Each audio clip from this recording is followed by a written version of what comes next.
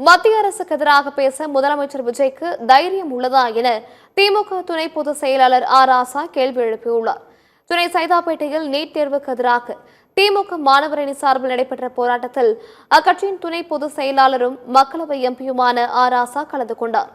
அப்போது பேசிய அவர், மத்திய அரசின் அக்கிரமங்களை கேட்காத ஒரு பொம்மை அரசாங்கம் தமிழ்நாட்டில் உள்ளது என்று விமர்சித்தார். திமுக கூட்டணியில் இடம்பெற்று வெற்றி பெற்ற எம்எல்ஏக்களை அமைச்சராக்கிய உங்களுக்கும் வெட்கமில்லை, அமைச்சர் பதவி வாங்கிய அவர்களுக்கும் வெட்கமில்லை என்று தெரிவித்தார். பாசிசத்தை எதிர்ப்பவராக இருந்தால் தமிழ்நாடு முதலமைச்சர் சட்டமன்றத்தை கூட்டி தீர்மானத்தை ஏற்ற தயாரா என்றும் கேள்வி எழுப்பினார். பாசிசம் பாயாசம் என பேசிய முதலமைச்சர் விஜயால் மத்திய அரசை எதிர்த்து பேச முடியவில்லை என்றும் விமர்சனம் செய்தார்.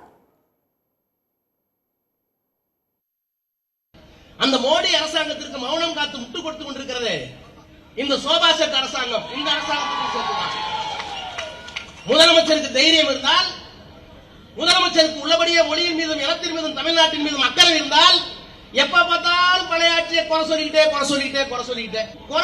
ஆட்சிக்கு வந்த பிற்பாடு நீ என்ன கிழிக்க போறன்னு சொல்லு. ஒரு அரசியல் கட்சி ஆட்சி மாற்றத்துக்கு வருகிற போது தேர்தல் நடந்தால் குறை சொல்லுவாங்க. உண்மையா போய் அப்புறம் லூசுங்களா நீங்களா? குறை உண்மையா போய் சட்டமன்றத்தில் சொல்லு. ஆனா வந்ததுக்கு பிறகு பாசிசத்தை என்ன செய்ய போகிறாய்?